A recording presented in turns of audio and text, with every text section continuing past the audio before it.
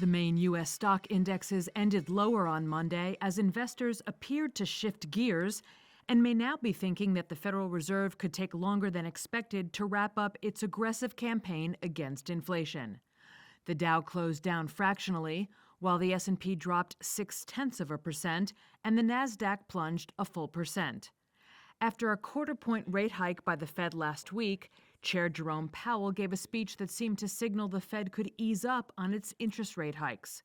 But that was followed by a report Friday that showed job growth soared in January, which might make it hard for the Fed to quit in its fight against inflation.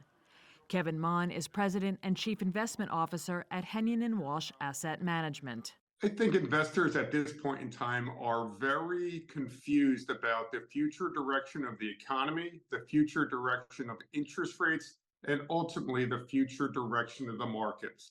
We have to remember that inflation has now been above 5% for 19 consecutive months, and the Fed wants to bring inflation down to 2%. Can they really bring it down to 2% if, in fact, they only have one or maybe two more rate hikes planned for the first half of this year? In corporate earnings, Tyson Foods fell sharply after missing analyst estimates for quarterly revenue and profit.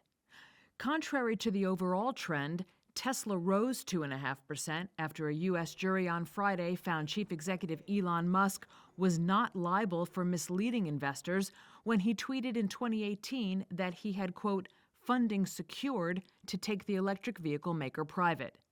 Meme stocks such as AMC Entertainment and GameStop also gained steam late in the session, ending roughly 12% and 7% higher, respectively.